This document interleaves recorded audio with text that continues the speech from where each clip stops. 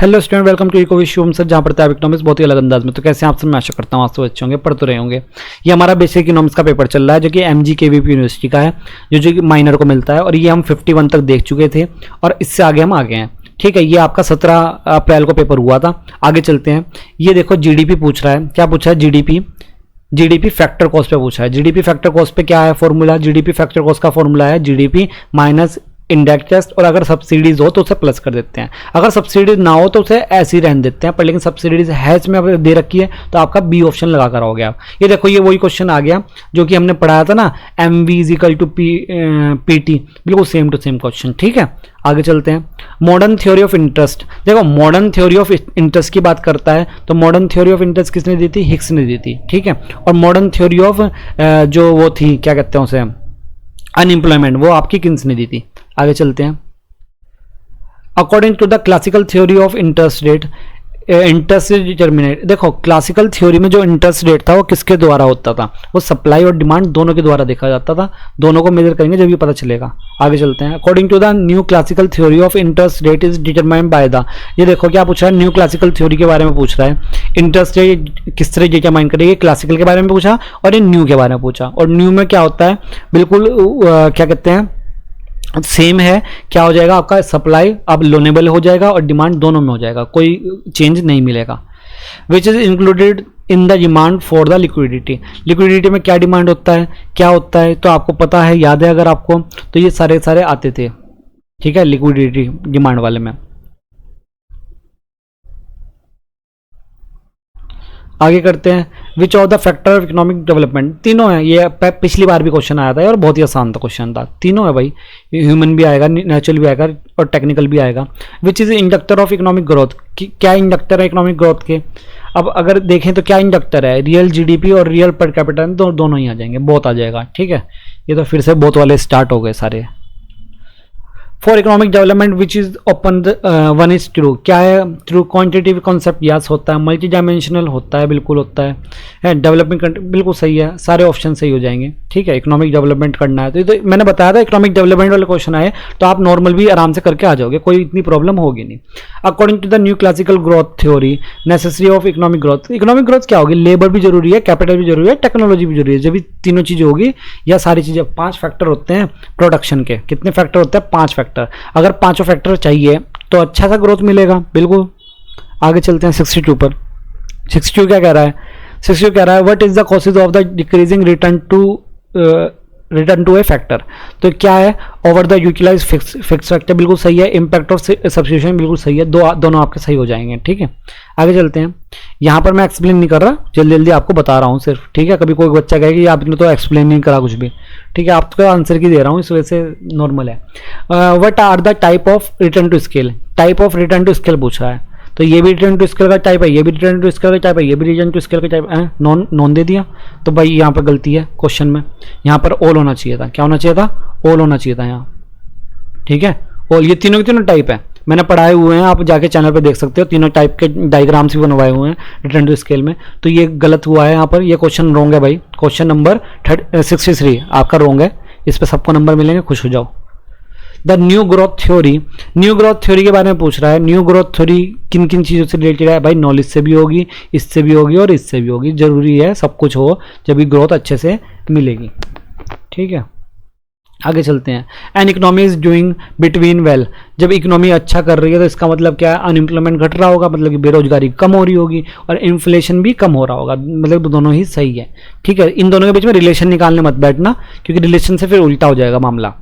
Which is true Keynesian economics, Keynesian economics के बारे में पूछ रहा है। देखो, मैंने किन्सियन के बारे में बताया था ना, किन्सियन के, कि अगर किन्सियन इकोनॉमी आए तो आपको एक पॉइंट पकड़ लेना है और उसे बोलते हैं एग्रीगेट डिमांड। अब देखो क्वेश्चन वाले ने क्या करा, जिसने क्वेश्चन बनाया उसने कहा ठीक है एग्रीगेट डिमांड पकड़ोगे, उन्होंने शायद मेरी चीज़ सुन ली थी, तो एग्रीगेट डिमांड पकड़ोगे, उन्होंने क्या दे दिया? टू मच और टू लिटिल।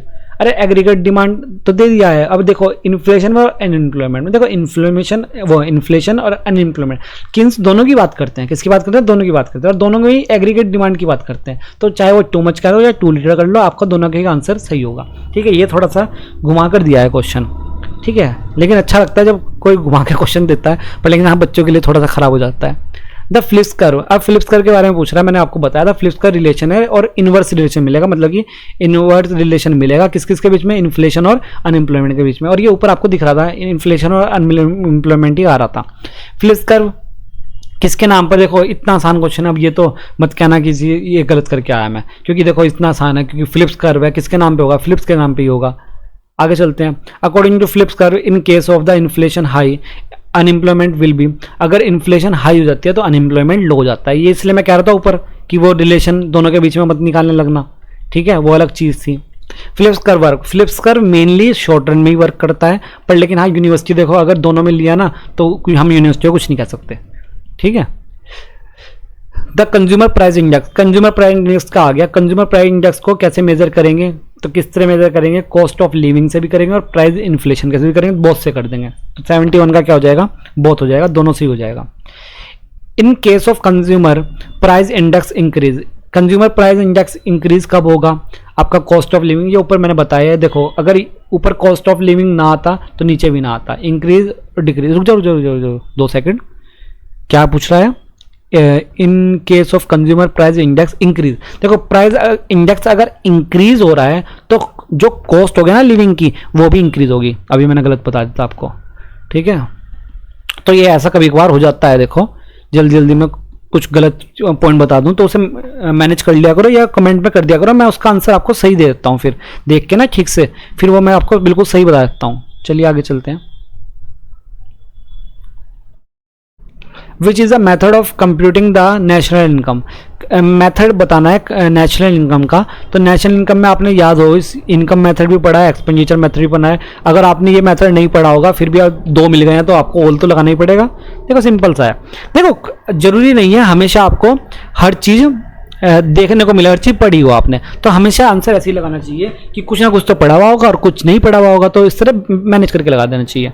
अब इसमें क्या है, the unemployment rate, unemployment rate क्या होता है, unemployment rate ratio of unemployment of the labour force. अब ये मैंने पढ़ाया था, बिल्कुल पढ़ाया था, ये अगर आपको याद हो, ये नीचे मैंने फोर्स लिखवाया था, अगर आपको याद हो लेबर फोर्स लिखवाया था, ऊपर अनएम्प्लॉयमेंट लिखवाया था, ठीक है। आगे चलते हैं। Which of the out of labour force, labour force के बारे में पूछ रहा है। लेबर फोर्स इनमें से क्या पूछ रहा है, मतलब ये पूछ रहा है कि लेबर फोर्स इनमें से कौन सी नहीं होगी। देखो एम्प्लॉयड, ठीक है, और बेरोजगार ये भी लेबर फोर्स के अंदर ही आएगी, लेकिन स्टूडेंट नहीं आएगा, स्टूडेंट बेचारा लेबर नहीं है, ठीक है। वैसे वो बात अलग है, स्टूडेंट को पूरा लेबर बना के रखते हैं हम, पर लेकिन स्टूडेंट बेचारा लेबर नहीं है, मतलब कि आप भाई लेबर नहीं हो, ठीक है, आप लोग एसेट्स हो। क्या हो, आप एसेट्स हो, मतलब कि आप देश का भविष्य हो, अगर इस तरह से कहें तो हम। 2 सेकंड रुको मैं इसे लगा दूं। तो ये आपका पेपर हो गया है, ठीक है, आप लोगों ने सबने अच्छे से किया ही होगा, बहुत कुछ पढ़ाया हुआ है, ठीक है, आप लोगों ने लगा कर आए होगे। मुझे ज़रूर बताना कैसा गया आपका पेपर, ठीक है। अब ये आपको वीडियो मिली जाएगी आराम से, कोई दिक्कत होगी नहीं, ठीक है। 15-15 मिनट के डिफरेंसेस में मैं इसे डाल दूंगा, ठीक है। अगर किसी बच्चे का कोई और पेपर रह रहे हैं, ठीक है, और अगर कहीं पर उसको मटेरियल नहीं मिल रहा है तो कमेंट बॉक्स में मैसेज कर देना कि सर ये चीज़ है हमको नहीं मिल रही, ठीक है। तो मैं अगर मेरे लायक हुआ कि हाँ मैं उसमें कुछ आपको हेल्प कर सकता हूँ तो मैं पूरी हेल्प करने की कोशिश करूँगा, ठीक है। कमेंट बॉक्स में लिख देना। और हाँ, जो बच्चे लिखते हैं ना कमेंट बॉक्स में कि हाँ सर ये वाली चीज़ मुझे नहीं मिल रही, जब मैं उन्हें कहता हूँ कि व्हाट्सएप पे कर दो, चैनल पे व्हाट्सएप का नंबर दिया हुआ है 80 करके आपको है 8077727698, उस पर आप व्हाट्सएप कर दिया करो जो भी कोई आपकी चीज़ है कि भाई हाँ सर ये चीज़ नहीं मिल रही, इसमें हेल्प कर दो। तो मैं टाइम निकाल के पूरी कोशिश करूँगा कि अगर मेरे लायक वो चीज़ हुई कि हाँ मैं उसमें हेल्प कर सकता हूँ तो मैं आपकी पूरी हेल्प करूँगा, ठीक है। तो जो अगर कोई हेल्प चाहिए होगी तो मुझे उसमें कमेंट बॉक्स में लिख देना, आपकी हेल्प करने के लिए मैं रेडी हूँ हमेशा, ठीक है। चलिए हम मिलते हैं अब नेक्स्ट वीडियो में। धन्यवाद, हमसे पढ़ते रहिए और ऐसे ही पढ़ते रहिए। चलिए।